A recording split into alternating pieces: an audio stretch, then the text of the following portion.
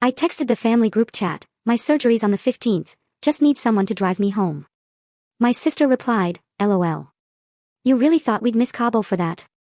My mom added, don't guilt us, this trip's been planned for months. I simply wrote back, my mistake. What the nurse told her when she called the hospital later changed everything about that Cabo trip. I never thought I'd say this, but the day my own family chose a luxury vacation over my cancer surgery was the day my life truly began. That phone call, that absolute punch to the gut, cracked open a truth about our family I'd been pretending not to see for years. And honestly, it changed everything. Hi everyone, my name is Amber. And honestly, at 31, I never, ever thought I'd be sitting in a doctor's office, staring at my phone, tears blurring my vision. My thyroid tumor needed to come out. But according to the family group chat, their trip to Cabo was somehow more important than driving me home from the hospital. What they didn't know was this wasn't just a simple procedure. This was cancer. My hands trembled as I typed, my mistake. How had it come to this? I always knew my place in our family. My little sister, Heather, she was the baby, the precious one who could do no wrong. My older brother, Jake, he was the golden child, destined for greatness. And me? I was just Amber. The middle child. The reliable one. The one who always had it together, or so my parents told themselves to justify how differently they treated us. This pattern, it was set early on. Heather wanted ballet lessons. Mom and Dad found the money. Jake needed a new computer for college. They made it happen. But when I earned a partial scholarship to art school in New York, my dreams just took a back seat. Your father threw his back out at work, Mom, Sandra, told me my senior year. We need you close to home, Amber. You've always been so responsible. So instead of chasing my passion in New York, I went to local community college, rushing home between classes to care for Dad. I kept telling myself it was fine. Family first, right? Then there was Jake. He came to me first, not our parents, when he needed money for his business venture, a mobile app he swore was the next big thing. You always save everything, he'd charm, come on, Amber. This is a sure thing. I'll pay you back double. I gave him my savings, $15,000 I'd squirreled away for years, hoping to go back to school eventually. The app? It failed within 8 months. The money? Never saw it again. A year later, when I even gently brought it up, Mom stepped in. Why are you being so petty, Amber? Your brother took a risk and it didn't work out. That's life.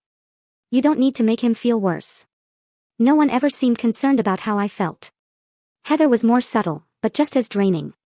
She'd call me at 2 in the morning, crying about relationship drama, expecting me to talk her through it until dawn. She'd volunteer me to babysit her friends' kids without asking. She'd borrow my clothes, returning them stained or ripped. You should be flattered I want to wear your things, she'd say when I objected. It's not like you have anywhere special to go. That stung, because it held a grain of truth. Between working full-time as a freelance graphic designer and being the family's emotional punching bag, I rarely had a social life. My last serious relationship ended because Paul got tired of me canceling dates for family emergencies. Your family takes advantage of you, he told me during our breakup. And you let them. I can't compete with that. At 26, I finally moved out. A tiny one-bedroom apartment, just 400 square feet, but it was mine. I painted the walls a soft sage green, set up my workspace by the window. My cat, Milo, a gray tabby from the shelter, became my constant companion. My graphic design business barely paid the bills, but I was determined. I worked 16-hour days, took every project. Logos, marketing materials, even a children's book. Gradually, I built a client base, enough to live comfortably. But the family dynamics never changed. Mom would call, can you help Dad set up his new TV, even though Jake lived closer. Heather would text, pick up my prescriptions, I'm so busy with yoga. I always said yes. Saying no meant weeks of guilt trips and passive-aggressive comments. That's just how families work, Mom would insist whenever I tried to set boundaries. We help each other. Your brother and sister would do the same for you. Except they never did. When I had the flu, no one brought me soup. When my car broke down in a snowstorm, Jake was too busy. I paid $60 for an Uber. When I lost a major client, Heather had to go because her favorite show was starting. I became an expert at hiding my disappointment, at swallowing my hurt. I learned to expect nothing, so I wouldn't be let down. I became self-sufficient to a fault, refusing to ask for help even when I truly needed it. I was the strong one, the responsible one. The one who had it together. At least, that's what they thought. None of them saw me crying in my car after family gatherings. None of them knew about the therapy sessions I started, trying to understand why I kept giving to people who only took. None of them realized how incredibly lonely I felt, even surrounded by them at holiday dinners.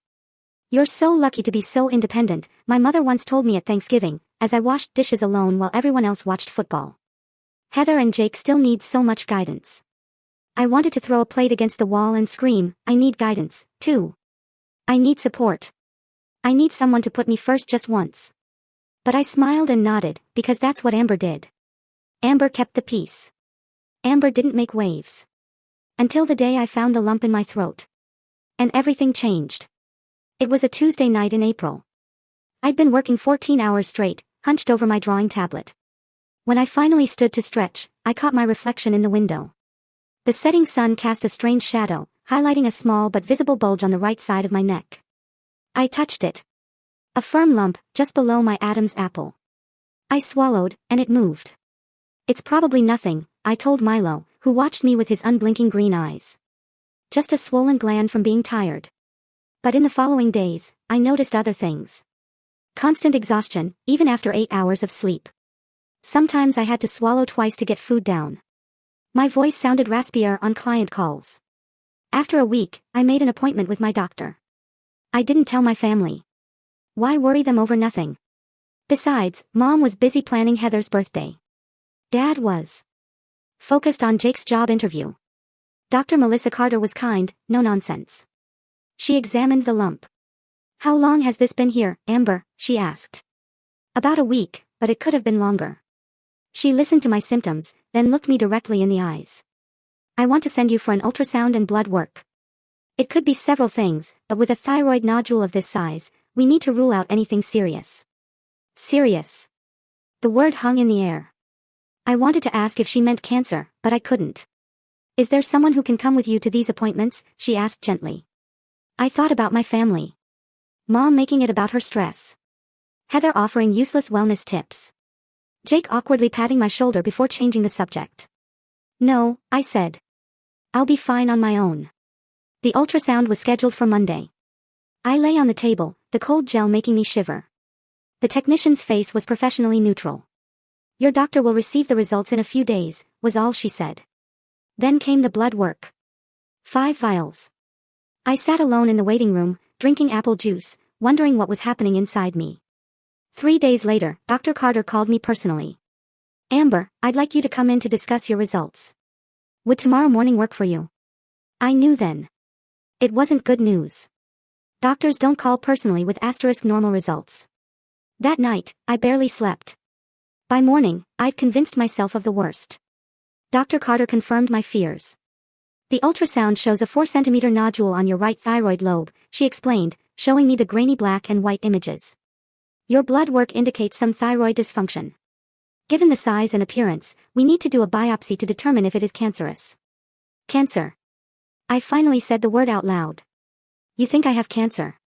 "I think we need more information," she replied, carefully. "Thyroid nodules are common, and most are benign, but we need to be thorough." The fine needle aspiration biopsy was scheduled for the following week. I researched it. Thin needle, cells extracted, quick, moderately painful. What the article's asterisk didn't mention was how vulnerable I'd feel lying there, neck exposed, alone in a room full of strangers, about to get a needle in my throat. The radiologist narrated each step. Small pinch for the local anesthetic. Now some pressure as we insert the sampling needle. Hold very still. I focused on a water stain on the ceiling that looked like a rabbit. The discomfort was more than I expected. A sharp, persistent pain that made my eyes water. The nurse noticed. "You're doing great," she encouraged, gently touching my shoulder. "Almost done." Afterward, I sat in my car for 20 minutes before driving home, an ice pack against my neck, fear sitting heavy in my chest. Results in 72 hours. 3 days of waiting. 3 days of wondering. 3 days of worst-case scenarios. I told my family I had a sore throat when I skipped Sunday dinner. It was easier than explaining what was really happening. Easier than watching their faces shift from concern to relief when they realized it didn't require any action on their part. The call came on Tuesday afternoon. Dr. Carter's number appeared on my screen. I stepped onto my small balcony, closing the door so Milo wouldn't escape. Amber, I have your biopsy results, Dr. Carter began. I could tell by her tone that my life was about to change. The pathology shows papillary thyroid carcinoma. It is a form of thyroid cancer. I sank onto my balcony chair. My legs just gave out. The good news, she continued, is that this type of thyroid cancer is highly treatable, especially when caught early. You'll need surgery to remove the affected part of your thyroid, possibly the entire gland. She kept talking about treatment plans and specialists, but her words blurred. All I could think was, I have cancer. And I am completely alone. Do you have any questions, Amber? She asked, pulling me back. How soon does the surgery need to happen? I managed to croak. As soon as possible. She'd refer me to Dr. Thompson, one of the best thyroid surgeons. His office called within hours. Consultation for Thursday. Earliest surgery date, the 15th. 2 weeks away. Only after I hung up did I realize the practical implications. Outpatient surgery, but I couldn't drive due to anesthesia. I'd need someone to pick me up. Someone to stay with me the first night. I'd need to ask for help from my family. The thought made my stomach clench. That evening, I paced my apartment. How do I ask? Call mom directly. Text siblings individually. Downplay the seriousness. Be honest. In the end, I decided the family group chat was best. They could coordinate. It felt less vulnerable. Milo purred in my lap as I drafted and deleted messages. Too dramatic. Too casual. Too vague. Too detailed. Finally, at 9:30 p.m., I hit send. Hey everyone, just wanted to let you know I'm having surgery to remove a thyroid nodule on the 15th. It's outpatient, but I'll need someone to drive me home afterward. Let me know if anyone is available. I stared at my phone. Delivered. 2 check marks. Then the indicators, Mom, Dad, Jake, Heather had all seen it. I waited. 4 typing bubbles. 4 offers of help. Nothing. 10 minutes. 20. 30. I told myself they were busy. Discussing it offline. Checking schedules. I tried to focus on a baking show, but kept glancing at my silent phone. After 45 minutes, a response. From Heather. LOL. You actually thought we'd miss Cabo for that. We've been planning this trip for months. I stared. Reread it. Was this a joke? Before I could respond, another message. From my mother. Don't guilt us, Amber. This trip has been planned for months. Can you reschedule your surgery or ask a friend? The casual cruelty. It left me breathless. My fingers hovered. I could explain this was cancer surgery. Remind them of all the times I dropped everything for them. I could beg. Plead. Demand the basic courtesy a stranger would offer. Instead, I typed, my mistake. Then I turned off my phone, curled up on the couch, and sobbed until my throat was raw and my eyes were swollen. Milo pressed against me, his furry body warm and solid, the only comfort I had. I called in sick to my virtual client meeting the next morning. Something I'd never done. I couldn't trust my voice not to break. Couldn't trust myself to be professional when inside, I was crumbling. Around noon, I turned my phone back on. No new messages in the chat, but a missed call from Mom. No voicemail. Just the notification. I debated ignoring it, but knew that would only postpone the inevitable. Taking a deep breath, I called her back. Amber, she answered, second ring. Are you trying to make me feel bad? Because it's working. Not a hello. Not, how are you? Just an accusation. That wasn't my intention, I said, my voice flat. I just needed a ride home from surgery. Well, you dropped this on us out of nowhere. We have non-refundable deposits. Your father's been looking forward to it all year. Heather needs the break from her stressful job. Jake is meeting his girlfriend's parents for the first time. Each justification was a tiny knife between my ribs. Every family member had a reason that mattered. Except me. It's fine, Mom, I said, though it was anything but. I'll figure something out. What kind of surgery is it, anyway? You never said. I considered telling her the truth. The word cancer. It would change everything. Make her realize the gravity of what she was dismissing. But something stopped me. Maybe pride. Maybe the bitter realization that I shouldn't have to have cancer for my family to care about me. Just a thyroid thing, I said vaguely.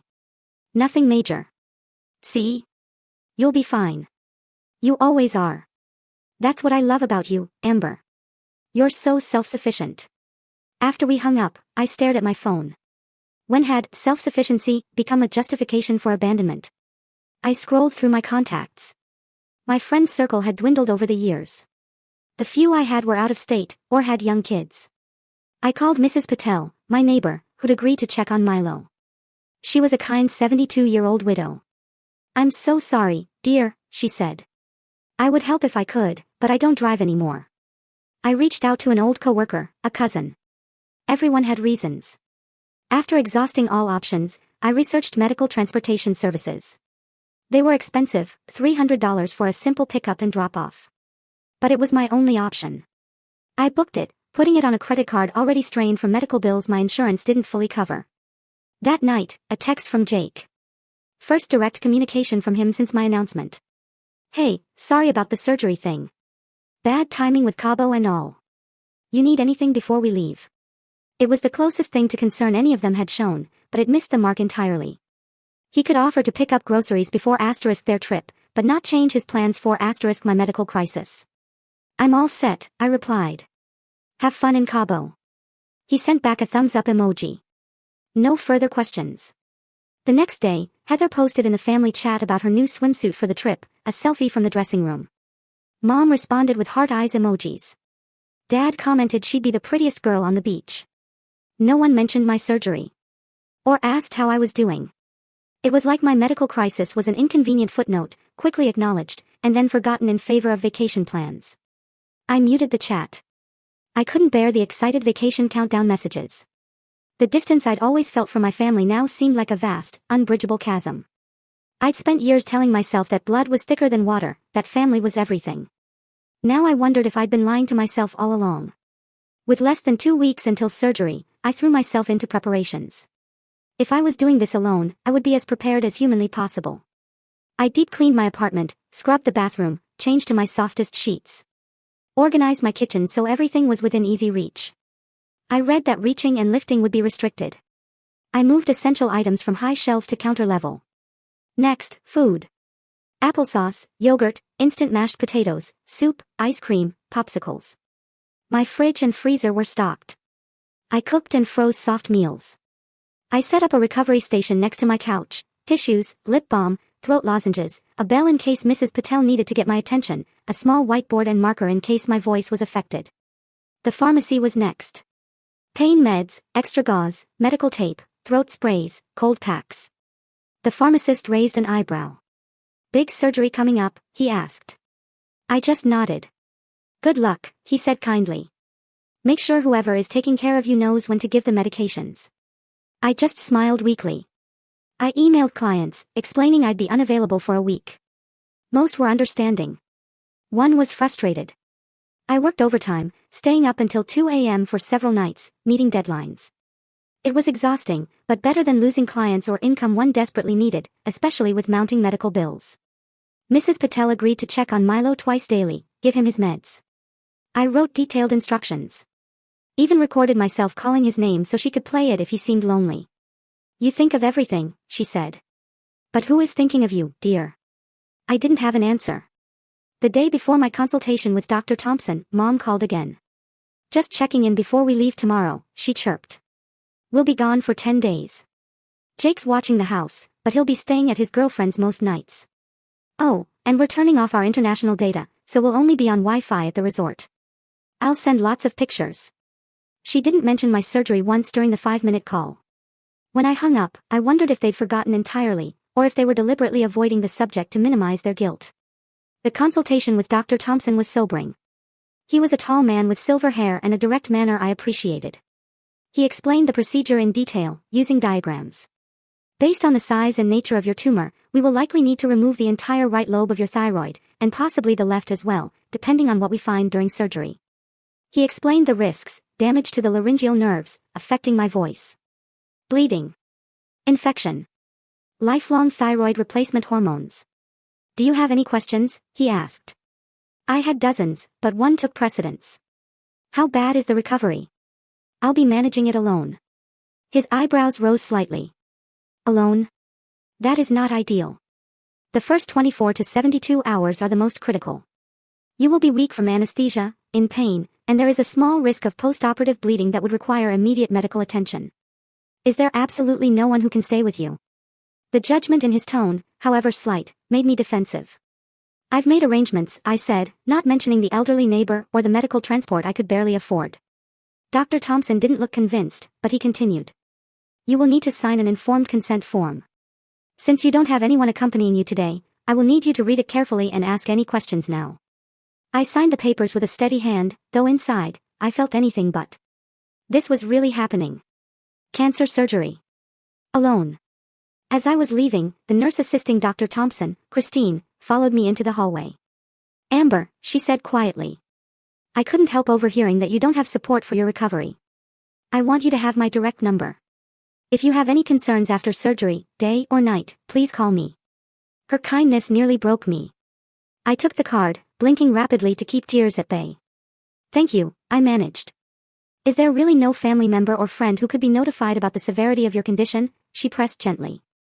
Sometimes people don't understand the seriousness of thyroid cancer. They're on vacation, I said, the words sounding ridiculous even to my own ears. In Cabo. It was planned months ago. Christine's expression shifted, almost imperceptibly. Would you like me to call them? Sometimes hearing it from a medical professional makes the situation clearer. For a moment, I was tempted. So tempted to let her call Mom, explain everything. To force my family to confront their callousness. But my pride, the same stubborn pride that had kept me self-sufficient all these years, wouldn't allow it. No, I said firmly. I don't want to ruin their trip. I'll be fine on my own. I always am. As I drove home, Christine's offer replayed in my mind. Why was I protecting people who had shown so clearly they wouldn't do the same for me?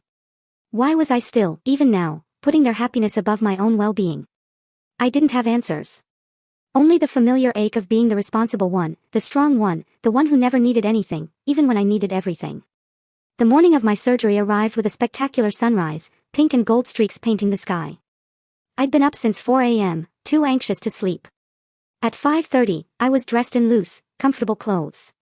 My hospital bag was packed, phone charger, headphones, lip balm, a small pillow to hold against my throat during the ride home. The medical transport was scheduled for 6:15. As I waited, I checked my phone one last time. No messages from my family. They were probably enjoying their first full day in Cabo, drinking margaritas by the pool, completely unconcerned about what I was facing. The transport arrived precisely on time. A white van, a driver who was professionally polite. I sat in silence during the 20-minute drive to the hospital, watching the city wake up. At reception, a kind older woman with purple reading glasses helped me with paperwork. Your husband parking the car, honey? She asked. No, I said simply. I came alone. Her smile faltered. But someone is picking you up after, right? You can't drive yourself after anesthesia. Hospital policy. I have arranged transport, I assured her. She nodded, handed me a pager. This will buzz when they're ready for you. You can wait over there. The surgical waiting room was already half full. Patients with spouses, parents with children, elderly people with adult sons and daughters. Everyone had someone. Everyone except me. I found a seat in the corner. Tried to distract myself with a magazine, but couldn't focus. Instead, I watched the others. A husband gently rubbing his wife's back. A daughter holding her elderly father's hand. A couple leaning against each other, drawing strength from their connection. When my pager buzzed, I felt a strange mix of relief and dread. A nurse led me to pre-op. I changed into a gown, surgical cap. She took my vitals, inserted N4, asked the verification questions. Is there someone waiting for you? She asked. No, I said, tired of the question, tired of the pitying looks. She made a note without comment, but I saw the slight frown. I was moved to a curtained bay. Doctors and nurses passed by. Amber Williams. I opened my eyes. Christine, the nurse from Dr. Thompson's office, stood at the foot of my gurney. Christine, what are you doing here? I assist Dr. Thompson on surgery days, she explained, a warm smile. I wanted to check in on you. How are you feeling? Nervous, I admitted, but ready to get it over with. She checked my chart, adjusted my blanket. I see you're still alone, she noted quietly. As planned, I confirmed. Christine hesitated, then pulled up a stool. Amber, I hope I'm not overstepping, but I'm concerned about your post-operative care. This is not a minor procedure. The first 72 hours are critical for monitoring complications. I have transportation arranged, I said. The same answer I'd given everyone else. Transportation is one thing. Proper care is another. She leaned closer, her voice gentle but firm. You mentioned your family is in Cabo. Have you told them exactly what this surgery is for? I looked away. They know I'm having thyroid surgery. But do they know it's for cancer? The words still made my stomach clench. No, I admitted. I didn't want to worry them. Christine placed her hand on mine, a small gesture of comfort that nearly undid me. Amber, I know it's not my place, but I think they should know. If something were to happen, if you were to have complications. She didn't finish. She didn't need to. Would you like me to call them? As a medical professional, I could explain the situation objectively. I thought about my family. Probably at breakfast in some beachside restaurant, laughing, planning their day of sun and fun. I thought about the disruption this news would cause. The guilt they might feel. The resentment that guilt might breed. Then I thought about waking up from anesthesia alone. Struggling to get into my apartment alone. The possibility of complications with no one to help me. Maybe you're right, I conceded. Finally. If something does happen, they should know why. Christine squeezed my hand. Do you have a number I can call? I gave her mom's cell number, explaining about the international data. She'll only get the message when she connects to the resort Wi-Fi.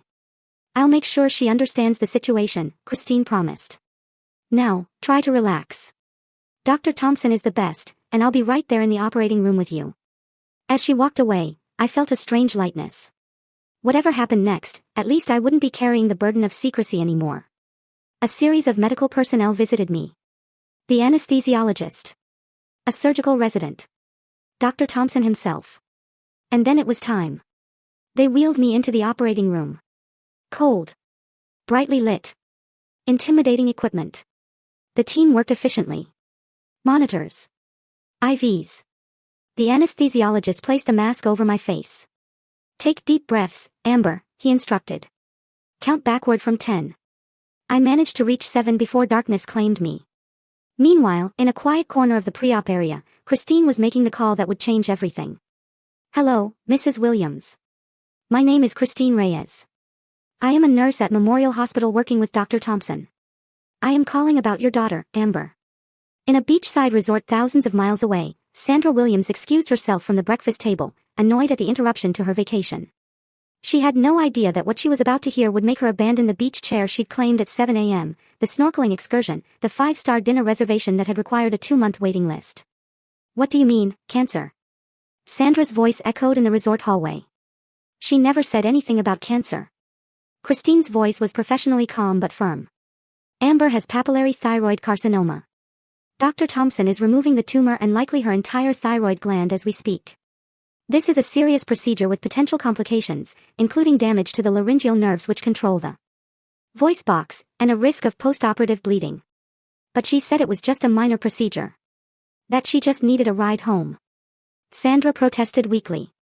Mrs. Williams, your daughter will need close monitoring for at least 72 hours post-surgery. She currently has no one to provide that care. She arranged medical transport and has a neighbor checking in, but that is insufficient for her medical needs. There was a long pause on the line. I had no idea, Sandra finally said, her voice small. We would never have, if we had known. I understand this is a shock, Christine acknowledged. But there is still time to make arrangements. Amber will be in recovery for several hours. We will be there, Sandra said firmly. All of us. Thank you for calling, nurse. Thank you for telling us what our daughter would not. As Sandra rushed back to the table to inform her husband and children, Amber was under anesthesia, unaware that the dynamics of her family were about to shift dramatically. The journey back to consciousness was slow and disorienting. First, a rhythmic beeping. Then the pain. A burning, throbbing sensation across my throat. I tried to swallow, immediately regretting it. Easy there, a gentle voice cautioned. Try not to swallow too much right now. I blinked. A recovery room nurse. Surgery is all done, she informed me. Dr. Thompson will be by once you're more awake. I wanted to ask questions, but my throat felt like I'd swallowed broken glass. The nurse seemed to understand. Your surgery went well.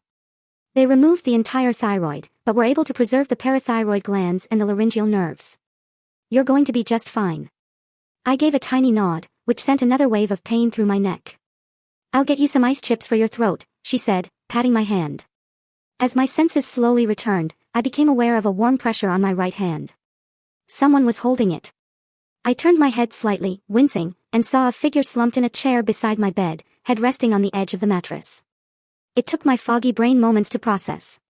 Dark hair streaked with familiar silver highlights. The chunky turquoise bracelet I'd given her for Mother's Day. The distinctive floral perfume. Mom. I must be hallucinating. My mother was in Cabo. Thousands of miles away. She couldn't possibly be here, holding my hand in a recovery room in Chicago. I blinked hard, expecting the vision to disappear. Instead, Mom's head lifted, revealing red-rimmed eyes and tear-stained cheeks. Amber, she whispered, her voice cracking. Oh, sweetheart, you're awake. I stared, confused. I tried to speak, but only managed a painful croak. Don't try to talk, she urged, reaching for a notepad and pen. The doctor said your throat will be very sore. You can write if you need to tell me something. With a shaking hand, I scrawled a single word, Cabo. Mom's face crumpled. We came back as soon as we heard, honey. Why didn't you tell us it was cancer? Why didn't you tell us how serious it was? Before I could attempt a response, the recovery room curtain pulled aside. Dad's worried face. Then Jake and Heather. They all looked exhausted, rumpled. She's awake. Mom informed them, unnecessarily. They crowded around my bed. Concern, guilt, relief. Dad reached out, touched my shoulder gently. Princess, he said, a nickname he hadn't used since I was 10. We got here as fast as we could. Jake stood awkwardly. How are you feeling? He asked, then grimaced at the stupidity of the question. Heather was already openly crying. I'm so sorry, Amber. I'm so sorry. I looked from one family member to another, still not quite believing they were really there. I wrote on the notepad again, how. Mom wiped her eyes. Your nurse called me. Christine. She told us everything. We were on the next flight out of Cabo. I frowned, trying to process this through the anesthesia fog. Christine had called them. Despite my resistance. And they had actually come. They had abandoned their vacation, their non-refundable deposits, their carefully laid plans. For me. The recovery room nurse returned with ice chips. Well, looks like you have quite the support team now, she remarked, helping me with a small spoonful of ice. We're her family, Mom stated firmly. We'll be taking care of her. The nurse nodded approvingly. The doctor will be by shortly to discuss post-op care and discharge instructions. As she left, an uncomfortable silence fell. No one knew what to say. Years of unaddressed issues hung in the air, temporarily overshadowed by the medical crisis, but not erased. I took the notepad again. I wrote, you didn't have to come. Mom read it, looked stricken. Of course we did. You're our daughter. You have cancer. The doctor told us they got it all out, Dad corrected quickly. I wrote again, what about your trip? Screw the trip. Jake said suddenly, with uncharacteristic vehemence. It's just a vacation. Heather nodded, still sniffling. We can go to Cabo anytime. You needed us. I wanted to point out that I had always needed them. That this wasn't the first time I'd reached out for help. But my throat hurt too much for a lengthy discussion. The anesthesia made it hard to organize my thoughts. Instead, I wrote, thank you for coming. It was the polite thing to say. What was expected of me? Good old reliable Amber, always understanding, never making waves. But something had shifted inside me during those long days of facing cancer alone. The realization that I might have died without my family ever truly seeing me had awakened a dormant anger that even their current presence couldn't fully extinguish. Dr. Thompson arrived, clipboard in hand. He nodded at my family before addressing me. The surgery went very well, Amber. We removed the entire thyroid gland, as the cancer had spread to both lobes, but it was contained within the thyroid capsule. No evidence of lymph node involvement. You'll need radioactive iodine treatment as a precaution, but the prognosis is excellent. He explained my treatment plan, medication, follow-up schedule. My family listened intently. Mom taking notes. Dad asking detailed questions. Jake and Heather hovering. It was surreal. Seeing them all so engaged in my care after feeling invisible for so long. I am particularly glad to see you have support at home, Dr. Thompson concluded, glancing at my family. The first few days of recovery are challenging, and it's important not to be alone. Mom straightened. She won't be alone for a minute. We'll take care of everything. I closed my eyes, overwhelmed by emotions. Relief that I wasn't alone. Anger that it took cancer to make them show up. Gratitude for their presence. Resentment that it had been conditional. Love and hurt, so intertwined I couldn't separate them. When I opened my eyes again, Dr. Thompson was gone. My family was discussing logistics. Who would stay at my apartment? Who would pick up prescriptions? Who would handle follow-up appointments? I can take family leave from work, Mom was saying. I have plenty of sick days saved up. I'll postpone my interviews, Jake offered. They can wait. I can reschedule my yoga classes, Heather added. My students will understand. They were making plans as if their availability had never been in question. As if they hadn't all refused me just days ago. The cognitive dissonance was too much. I picked up the notepad again, my hands shaking with more than just post-surgical weakness. I wrote in large, uneven letters, "Where were you when I asked?" I held up the page. The conversation stopped abruptly. Uncomfortable silence. Amber, Mom began, hesitantly. We didn't understand how serious it was. I flipped to a new page. You never asked. You said it was just a thyroid thing, Dad protested weakly. You didn't say it was cancer. Another page. You didn't care enough to ask, tears were streaming down my face now. The emotional dam had finally broken. Years of being overlooked, of being taken for granted, of being the reliable one who never needed anything. It all poured out in those written words. Jake looked down, unable to meet my eyes. You're right, he admitted quietly. I saw your message and just thought. I don't know what I thought. That it was routine, I guess. That you'd handle it, like you handle everything. We've taken you for granted, Mom said, her voice thick with emotion. For years, we've relied on your strength without ever considering what it cost you. Heather was openly sobbing. I've been so selfish, Amber. So wrapped up in my own life that I didn't see how much you were carrying alone. Dad cleared his throat, uncomfortable but trying. We failed you, Princess. Not just with this surgery. For a long time. Their acknowledgments should have felt vindicating, but they just made me more tired. I'd imagined this moment so many times, my family finally recognizing how unfairly they treated me. But the reality was messy and painful, complicated by my physical vulnerability and their genuine remorse. I wrote one more message, my hand cramping with effort. I needed you before this, too. Mom read it and nodded, tears falling onto her cheeks. I know. And we weren't there. We can't change that, but we're here now, and we want to do better. Will you let us try? It wasn't a simple question. And I didn't have a simple answer. The hurt ran too deep for an easy resolution. But as I looked at their faces, truly contrite, truly present, I realized I had a choice. I could hold on to my justified anger. Or I could accept this imperfect beginning of change. I gave a small, cautious nod. Mom squeezed my hand gently. Thank you for giving us another chance. We don't deserve it, but we'll work to earn it. For the first time in my adult life, I felt seen by my family. Not as the reliable middle child who never needed anything, but as a person with needs, with hurts, and a right to be prioritized. It wasn't a Hollywood ending. There would be difficult conversations ahead. Old patterns to break. New boundaries to establish. But it was a start. The next few weeks were a strange new reality. My apartment, usually quiet except for Milo's meows, became a hub of family activity. Mom moved into my spare room. Dad came by daily, bringing food, helping with tasks. Jake and Heather took shifts, ensuring someone was always with me during those critical first days. My throat healed slowly. The angry red line across my neck faded to pink. My voice, initially hoarse and weak, strengthened day by day. The exhaustion kept me sleeping a lot at first.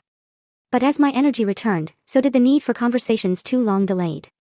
It happened organically one evening, about 2 weeks after surgery. Mom and I were sitting in my living room, she knitting, me sketching. I finally asked the question that had been lingering between us.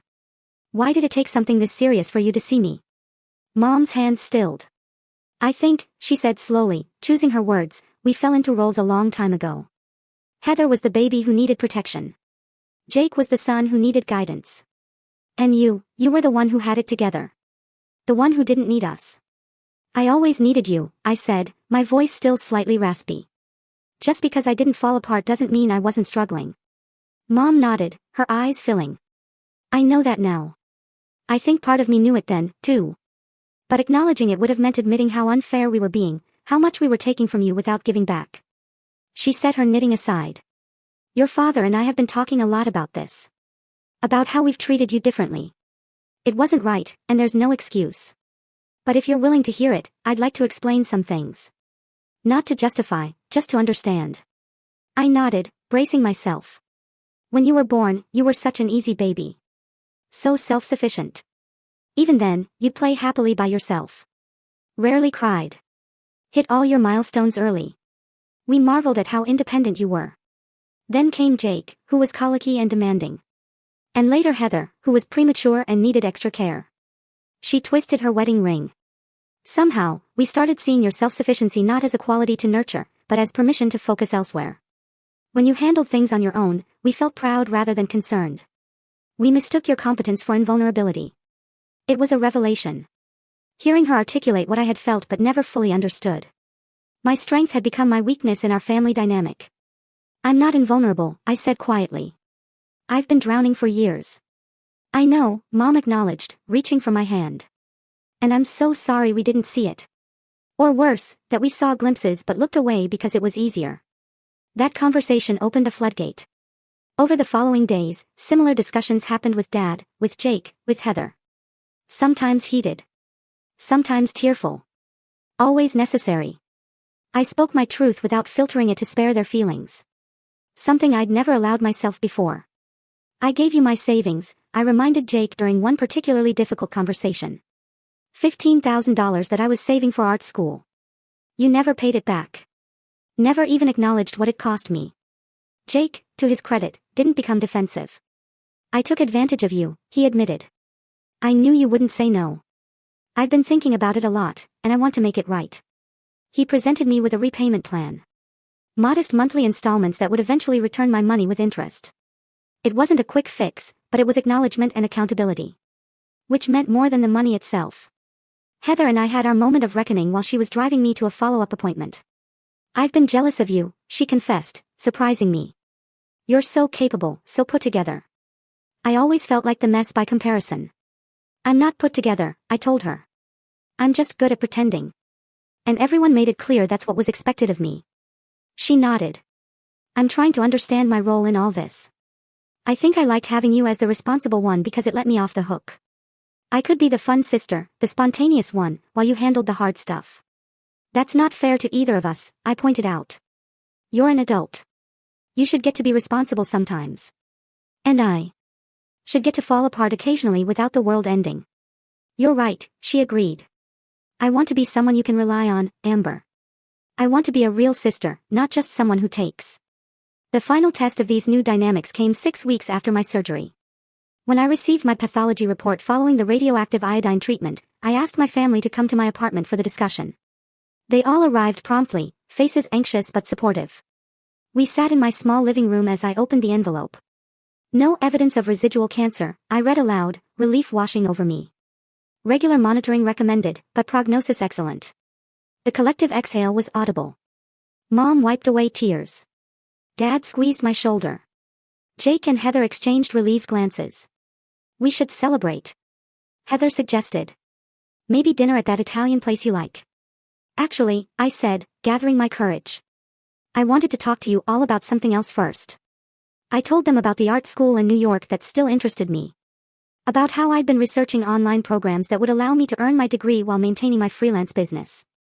About my dream that had been deferred but never abandoned. In the old family dynamic, this announcement would have been met with dismissal or token encouragement that masked actual disapproval. But something had shifted fundamentally between us. That's wonderful, Amber. Mom said sincerely. What can we do to help make this happen? Tell us what you need, Dad added. We're all in. Jake offered to help me build a website for my portfolio. Heather volunteered to connect me with a friend who had attended the same program. They were engaged. Interested. Supportive. In practical ways, rather than just with empty words. 6 months after my surgery, standing in front of my bathroom mirror, examining the now faint scar across my neck, I reflected on how much had changed. My family wasn't perfect. We still had moments of falling into old patterns, still had disagreements and miscommunications. But there was a fundamental difference. I was visible now. My needs mattered. My boundaries were respected. I had learned to speak up without apology. To ask for help without shame. To express disappointment without fear. And my family had learned to listen. To show up consistently. To give back in proportion to what they received. The strangest part was that I didn't regret what happened. Not the cancer, certainly. I wouldn't wish that on anyone. But I didn't regret Christine making that call, forcing the truth into the open. Sometimes it takes the prospect of losing something to recognize its true value. For my family, the possibility of losing me made them see me, perhaps for the first time. And for me, facing my mortality helped me understand that being strong doesn't mean being alone. That self-sufficiency is admirable only when it's a choice, not when it's the only option. That family means nothing if it's conditional. I don't know what would have happened if I had told them myself about the cancer from the beginning. Maybe they would have cancelled their trip willingly. Maybe they would have found a way to rationalize still going. It's a question without an answer. What I do know is that sometimes a painful truth is the only thing that can break through years of comfortable illusions. For my family, hearing from Christine that I had cancer while they were on a beach in Cabo was the wake-up call they needed. For me, their response, dropping everything to be by my side, was proof that beneath the neglect and taken for granted dynamic, there was love worth salvaging. I no longer measure my worth by what I can give others, or how little I need in return. I've learned that true strength isn't found in silence or self-sacrifice, but in honesty and mutual support.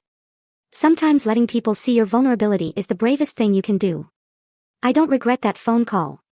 Sometimes a painful truth is what saves a relationship that matters. Have you ever experienced a moment when something difficult ultimately led to healing in your family? Share your story in the comments below. If this resonated with you, please like and subscribe. It helps others find these stories of resilience and transformation. And remember, sometimes the hardest conversations are the ones most worth having. Thank you for listening to my journey, and I hope it inspires you to speak your truth, whatever it may be.